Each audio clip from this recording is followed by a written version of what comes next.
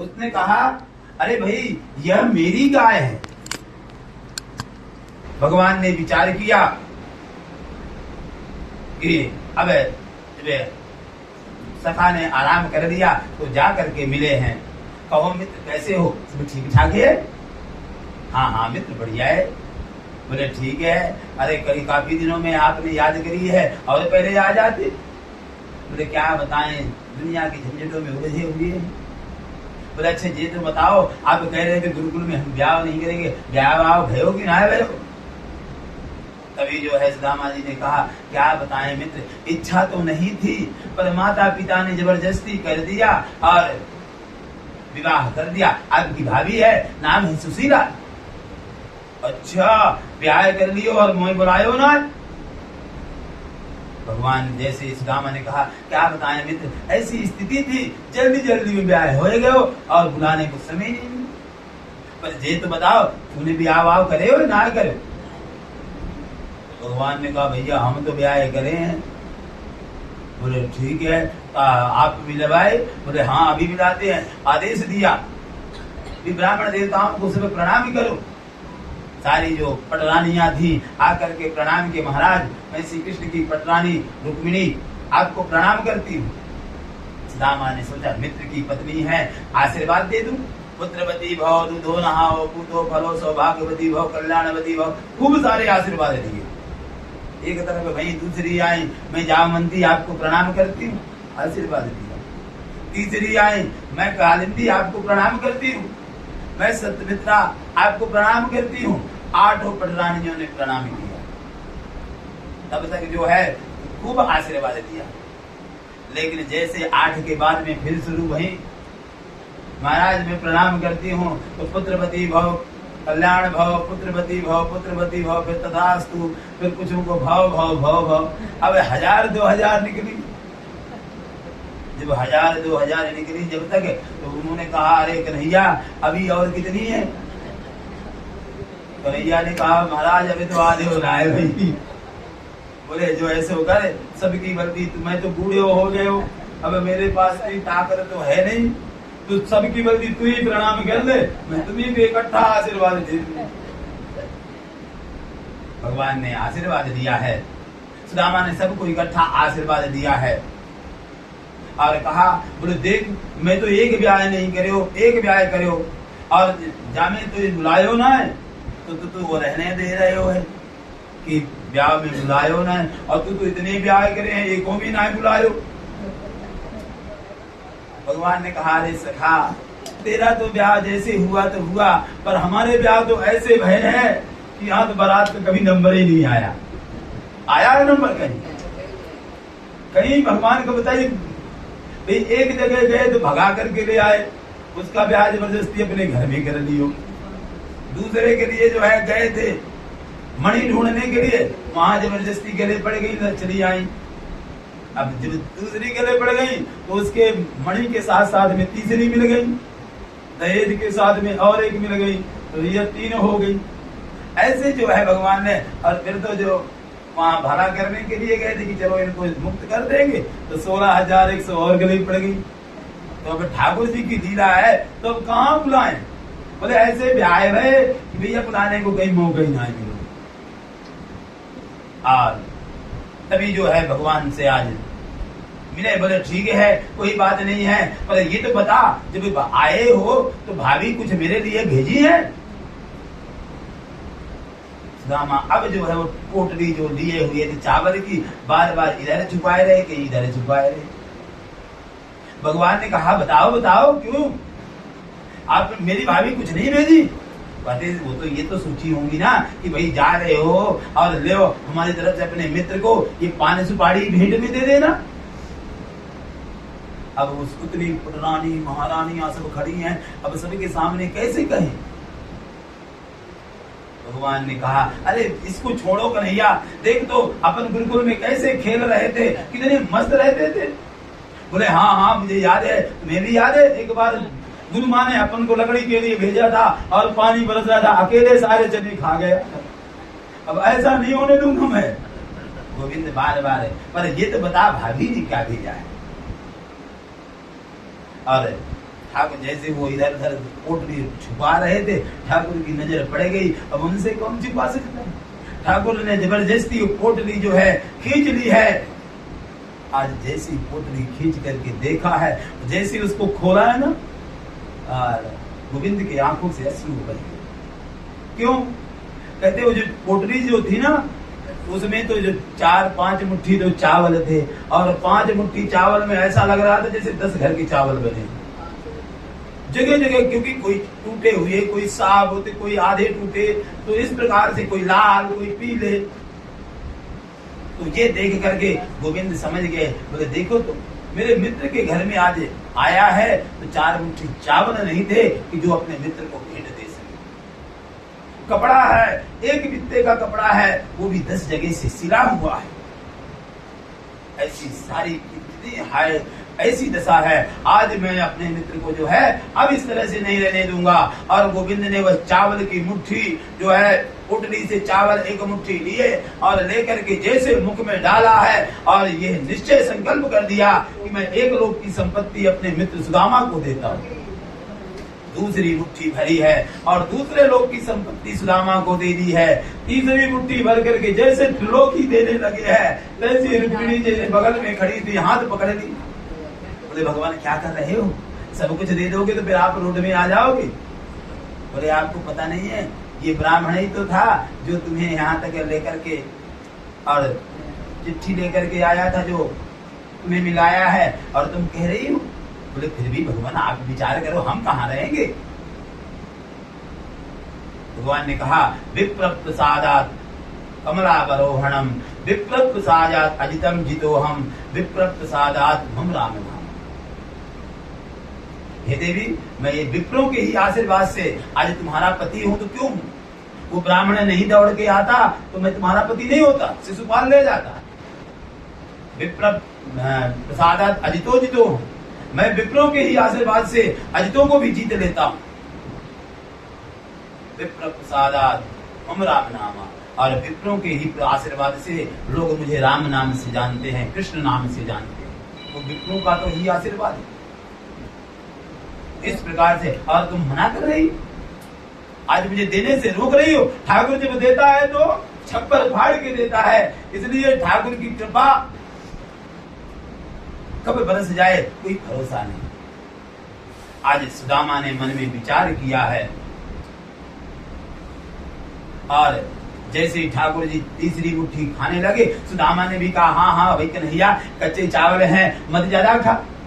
बोले ठीक है मित्र, अगर तू कह रहा है तो। उन्होंने कहा भाई प्रभु, हमारा भी अधिकार है, आपके मित्र के यहाँ से आया है, तो ये थोड़ी है कि हमारा अधिकार नहीं, हमारा भी अधिकार है, इसलिए अब बाकी का हमें दे दो। और ठाकुर से तीसरी मुट्ठी रखा ली, और जो सब रानियां थी वह प्रसाद की तरह पाया, वह ब्राह्मण। आज गोविंद ने 2 लोक की संपत्ति तो सुदामा को दी। सुदामा को पता नहीं चला कुछ भी, कुछ दिन वहीं विश्राम किया है। इसके बाद सुदामा जी मन में विचार किया कि अब चलना होगा। भगवान के कहते जो वहां के राजसी वस्त्र पहनाए थे ना, वो भी चलते समय सुदामा से उतरवा लिए।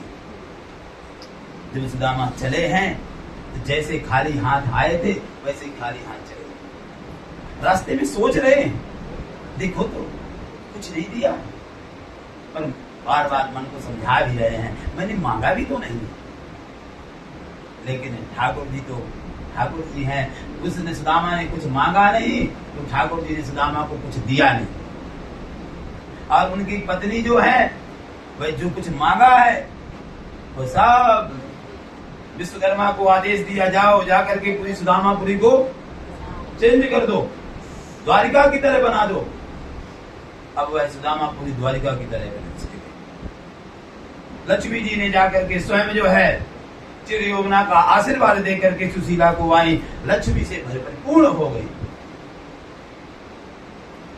आज जब लौट करके सुदामा आए और आकर के घर में जब देखा, देख करके हाथ जोड़ करके खड़े हो गए, बोले वाह, आपको महल चाहिए थे, आपको महल मुबारक है। अब मैं घर के अंदर नहीं जाऊंगा, मैं तो यही बाहर रह करके भजन करूंगा। तब जो है गोविंद की छवि अंदर महल में दिखी। बोले सुदामा को जाकर के समझाया और फिर सुदामा वहीं पर रह करके अपने भजन भक्ति भाव में लगे रहे। ऐसा सुंदर दिव्य जो है ये ठाकुर जी जो लीलाएं की हैं, ये सब हमें और हमारे लिए ज्ञान के लिए है कि इस प्रकार से हमें भी अपने उन समय और स्थितियों से हर किसी का अपने मित्र का ध्यान रखना चाहिए। यह उन्होंने मित्रता की एक बड़ी पहचान की है।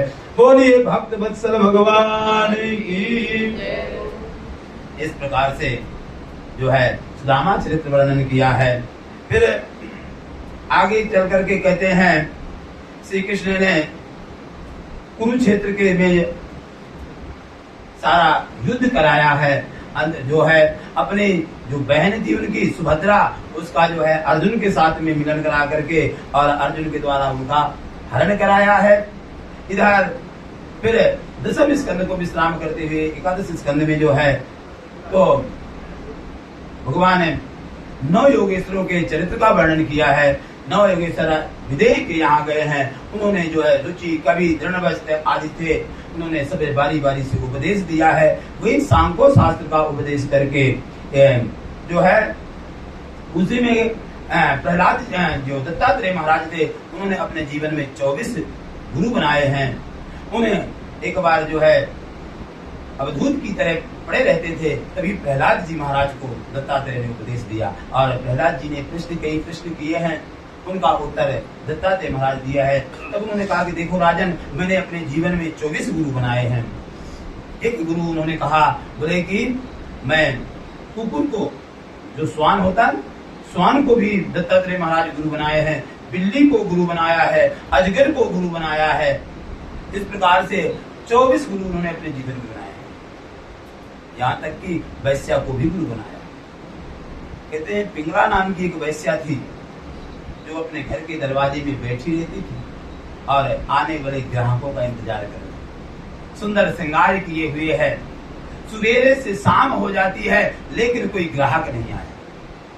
तभी उसके मुंह से अचानक निकल पड़ा, आशा ही परमम दुखम नैराश्यः परमम सुखम। आशा करके इतनी देर से मैं बैठी हूँ, इससे अच्छा तो मैं अपने ठाकुर जी के लिए अगर सजू संवरूं। और उसने वहीं से जो है अपने उस वैश्य प्रवृत्ति को त्याग करके और गोविंद के चरणों में प्रीति लगाई है और मोक्ष को प्राप्त कर लिया है। इस तरह से जब वैश्या को उन्होंने वैश्या को गुरु इसलिए बनाया कि उसके जीवन में सिर्फ पैसा ही पति होता है, बाकी कोई नहीं। एक औरत को भी उन्होंने गुरु बनाया है। एक औरत जो है अपने घर में जो है खाने कूट रही थी, मेहमान आ गए थे, तो उसने जो है चूड़ियां पहन रखी थी तो बार बार बज रही थी। उन चूड़ियों को जो है वो उतारती गई, अंत में एक चूड़ी बची। बोले मैंने उसको गुरु बना लिया कि अगर संसार में अकेले विचरण भजन करना है तो अकेले विचरण करो, 1 से 2 हो गए तो खटपटी कोई ना कोई बात चलती रहे। इसलिए ये जो है दत्तात्रेय ने अपने जीवन में 24 गुरु आदि की जो है बनाए हैं। इस तरह का उपदेश दे करके और सुखदेव जी महाराज जो है वहां से चल देते हैं। परीक्षित जी ने सुखदेव जी का पूजन किया है। थोड़ी से सुखदेव जी का पूजन कर दीजिए और इनको विदा कर दीजिए। अभी इस आगे की कथा जो है प्रसंग जो है सूत और सौनक से चल रहा था, तो वहां है तो इस प्रकार से जो है जैसे सुखदेव जी चले गए हैं, इधर सूत जी महाराज कहते हैं कि हे सनकादि ऋषियों, परीक्षित जो है फिर वहीं पर बैठे रह गए हैं और वो अपने योग ध्यान के द्वारा जो है उनके कहते हैं प्राण तो पहले ही चले गए। जो सुखदेव जी थे वो परीक्षित जी वह पहले ही ध्यान लगा लिया था और चले गए थे। इधर जो है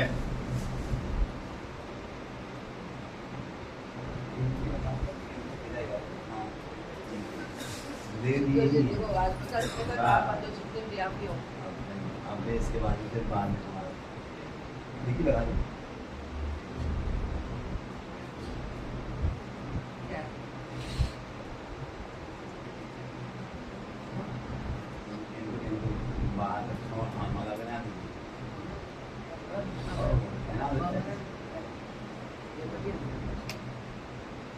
तो इस हाँ इसे बाहर करके फिर भले ले आना वापस विदाई की हो जाती है ना। बोलिए सुखदेव जी महाराज की। सुखदेव जी तो जो है चले गए हैं, जहां जैसे अवधूत आए थे उसी प्रकार। तब सनकादिकों ने पूछा, बोले भगवान फिर परीक्षित का क्या हुआ? बोले परीक्षित वहीं ध्यान में बैठ गए थे, तभी जो है तक्षक नाम का सर्प आया है। वैसे जब वो तक्षक आ रहा था ना, तो रास्ते में एक ब्राह्मण मिले थे। उन्होंने कहा कि अगर तुम चाहो तो मैं जाकर के तुम डसोगे और मैं उसको जीवित कर दूंगा। तब तक्षक ने कहा, नहीं ऐसा मत करो, ब्राह्मण का श्राप निष्फल हो जाएगा। तुम्हें मैं धन दे देता हूँ, तुम धन के लिए जा रहे हो, तुम्हें जितना धन चाहिए उतना धन ले लो। और वो तक्षक ने ब्राह्मण को धन दे करके वहीं से लौटा दिया इधर आकर के। और जैसे ही परीक्षित पे वो तक्षक ने डसा है, वह शरीर जल करके भस्म हो गया है। परीक्षित जी जो है कहते हैं सर्प के डसने से पहले ही ध्यान योग के द्वारा जो है अपने प्राणों को कर दिया। खाली उस शरीर में जो है तक्षक ने डसा है। और इस प्रकार से फिर परीक्षित का जो है शरीर भगवत धाम को सिधार गया है। बोलिए भक्त वत्सल भगवान की। फिर सुखदेव जी सूत जी महाराज जो है मार्कंडेय ऋषि का चरित्र वर्णन करते हुए कहते हैं कि हे ऋषियों, मार्कंडेय ऋषि अपने जीवन काल में 7 महाप्रलय देखे थे। उन्होंने भी बड़ी उम्र प्राप्त करी थी, लेकिन उनकी जो आयु थी ना सिर्फ 5 वर्ष की थी। पिता ने तपस्या करी थी शिव जी की। उन्होंने कहा, एक पुत्र हमें ऐसा दो जो आपका परम भक्त हो। उन्होंने अपने पुत्र को ये शिक्षा दे रखी थी, भाई बड़ा कोई भी आपको मिले सबको प्रणाम करते रहे। वो सबको प्रणाम करते थे। एक दिन जब उनके 5 वर्ष पूरे होने लगे, तभी सप्त ऋषि आ गए। सप्त ऋषियों ने जैसे सप्त ऋषियों ने प्रणाम किया सप्त ऋषियों को, तो सप्त ऋषियों ने आशीर्वाद दिया चिरंजीवी को। ब्राह्मण ने कहा, बोले भगवान ये तो आज इसकी 3 दिन की मृत्यु है, 3 दिन बाद इसकी मृत्यु हो जाएगी और आप चिरंजीवी का आशीर्वाद दे रहे हैं, आपका आशीर्वाद निष्फल हो जाएगा। संतों ने कहा, कोई बात नहीं है, 3 दिन है, 3 दिन के लिए अपना पुत्र हमें दे दो। संतों ने उसको अपने साथ लेकर के ब्रह्मा जी के पास पहुंच गए। संतों ने जब प्रणाम किया तो वह बालक भी प्रणाम किया। संतों को जैसे उन्होंने आशीर्वाद दिया तो उन्होंने कहा पुत्र चिरंजीवी। तो सप्तऋषियों ने कहा, ब्रह्मा जी इसकी 2 दिन बाद मृत्यु है, आपने इसे चिरंजीवी का आशीर्वाद दिया है, कैसे हो? बोले चलो भाई नारायण के पास चलते हैं, नारायण कुछ शायद मार्गदर्शन करें। तो ब्रह्मा जी नारायण के पास लेकर के गए। ब्रह्मा जी उधर प्रणाम किए तो बालक भी प्रणाम किया, तो नारायण ने भी यही आशीर्वाद दिया। तो ब्रह्मा जी ने कहा, प्रभु इसकी तो कल मृत्यु होने वाली है और आपने इसको जो है चिरंजीवी का आशीर्वाद दिया है, अब आशीर्वाद आप जानिए, आपका काम जाने, चेला जाने। बोले ठीक है, अगर हमने आशीर्वाद दिया है तो कैसे है? उन्होंने सारी घटना बताई। बोले शिव जी का वरदान है। शिव जी के पास लेकर के नारायण गए और नारायण ने वहां प्रणाम किया, तो उसने भी किया। शिव जी ने भी आशीर्वाद दे दिया पुत्र चिरंजीवी को। भगवान ने कहा, प्रभु ये आपकी बीमारी है, आप ही जानो, कल आज इसकी मृत्यु का अंतिम दिन है, आज ये मर जाएगी। तभी जो है भगवान शिव जी ने महामृत्युंजय मंत्र का जो है उपदेश दिया था और उसका जाप करते हुए उस शिवलिंग पर बैठा रहा। जब यमराज के दूत आकर के उसको पकड़ने लगे, वह जोर जोर से चिल्लाने लगा, भोलेनाथ बचाओ, भोलेनाथ बचाओ। और शिव जी ने जो है यमराज को सांत्वना प्रदान करी, उन्हें उपदेश दिया, बोले ये मेरा भक्त है, मेरे भक्तों को तुम मत ले जाओ। और तब से जो है अकाल मृत्यु वो मरे जो कार्य करे चंडाल का, काल उसका क्या करे जो भक्त है महाकाल। तो महाकाल के भक्त थे मार्कंडेय मुनि। इन्होंने अपने जीवन में 7 महाप्रलय देखे। इस प्रकार से मार्कंडेय ऋषि का चरित्र का वर्णन किया है। फिर कहते हैं भागवत जी का संक्षिप्त रूप में वर्णन करते हुए जो है सूत जी महाराज अपनी वाणी को विश्राम करते हुए कहते हैं, हे राजन, भागवत जी के जो 12 स्कंद हैं, उन 12 स्कंदों में प्रथम स्कंद में भक्ति योग का निरूपण किया गया है। जो पहला स्कंद है उसमें भगवान की भक्ति कैसे करनी चाहिए इसका निरूपण किया गया है। दूसरे स्कंद में भगवान के विराट स्वरूप का वर्णन किया गया है और सूक्ष्म स्वरूप का वर्णन किया गया है। भगवान कितने बड़े से बड़े हो सकते हैं और कितने छोटे से छोटे, ऐसा सूक्ष्म अणु से भी परमाणु छोटे भगवान का स्वरूप है जो हम ब्रह्म के रूप में चिंतन करते हैं। और विराट स्वरूप तो भगवान का साक्षात भगवान का ही स्वरूप जानना चाहिए। यही भगवान का विराट स्वरूप है। तीसरे स्कंद में जो है योग धारणा आदि का वर्णन किया गया है और कपिल देव के द्वारा माता देवहूति को सांख्यो शास्त्र का उपदेश कराया गया है। चतुर्थ स्कंद में ध्रुव आदि के चरित्रों का वर्णन किया गया है। पंचम स्कंद में भरत जी महाराज के चरित्र का वर्णन किया गया है। भुवनों का वर्णन किया गया है। नरक आदि का वर्णन किया गया है। षष्ठम स्कंद में अजामिल उपाख्यान और नारायण कवच का वर्णन किया गया है। सप्तम स्कंद में विशेषतः प्रहलाद का चरित्र वर्णन किया गया है और अष्टम स्कंद में जो है मुनिमंत्रणों का वर्णन किया गया है। नवम स्कंद में सूर्यवंश और चंद्रवंश के वर्णन किया गया है। राम जी का संक्षिप्त में चरित्र वर्णन किया गया है। जो है दसम स्कंद के में दो भाग हैं, एक पूर्वार्ध है, एक उत्तरार्ध है। पूर्वार्ध में भगवान की बाल लीलाओं का वर्णन किया गया है और उत्तरार्ध में भगवान की ऐश्वर्य लीलाओं का वर्णन किया गया है। एकादश स्कंद में जो है भगवान के 9 योगेश्वरों की कथा का वर्णन करते हैं और सांख्य शास्त्र का उपदेश जो है योग शास्त्र का वर्णन जो है एकादश स्कंद में किया है और द्वादश स्कंद में भागवत के महात्मा आदि का वर्णन किया है। किनकी कितनी आयु है उन सब चीजें जो है युगों के आयु का वर्णन किया गया है। इस प्रकार से यह भागवत जी का वर्णन करते हुए श्री सूत जी महाराज 7 दिन जो है जो साप्ताहिक विधि थी जो सनकादिकों ने नारद को सुनाई थी उस प्रकार से उन्होंने श्रवण कराई है। बोलिए भागवत भगवान की, वृंदावन बिहारी लाल की।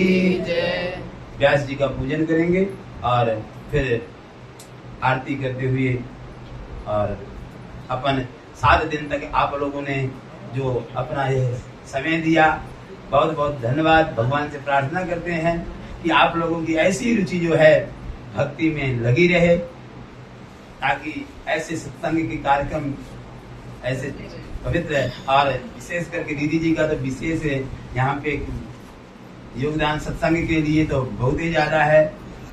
हम इनका भी बहुत बहुत धन्यवाद करते हैं।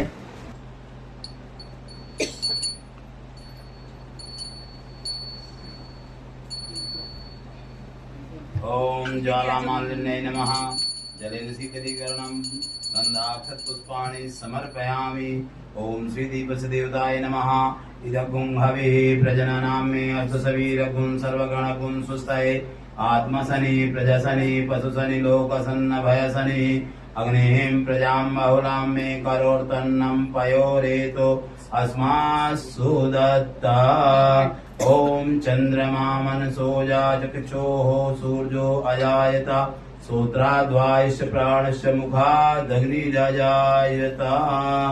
भागवत भगवान की जय। आरती पापियों को पाप से है तारती। भागवत भगवान की जय। आरती पापियों को पाप से है तारती। ये अमर ग्रंथ ये मुक्ति पंथ ये पंचम वेद निराला नव ज्योति जगाने वाला। ये अमर ग्रंथ ये मुक्ति पंथ ये पंचम वेद निराला नव ज्योति जगाने वाला। हरि राम यही घनश्याम यही हरि राम यही घनश्याम यही प्रभु के महिमा की आरती। पापियों को पाप से है तारती। श्री भागवत भगवान की है आरती। पापियों को पाप से है तारती। ये शांति गीत पावन पुनीत पापों को मिटाने वाला हरि दर्श कराने वाला। ये शांति गीत पावन पुनीत पापों को मिटाने वाला हरि दर्श कराने वाला। ये सुख करणी ये दुख हरणी, ये सुख करणी ये दुख हरणी। मधुसूदन की आरती, पापियों को पाप से है तारती। श्री भागवत भगवान की है आरती, पापियों को पाप से है तारती। श्री भागवत भगवान की है आरती, पापियों को पाप से है तारती। श्री भागवत भगवान की है आरती, पापियों को पाप से है तारती। ये मधुर बोल पग पंथ खोल सन मार्ग दिखाने वाला, बिगड़ी को बनाने वाला। ये मधुर बोल पग पंथ खोल सन मार्ग दिखाने वाला, बिगड़ी को बनाने वाला। हरि राम यही हरि धाम यही, हरि राम यही हरि धाम यही, जग के मंगल की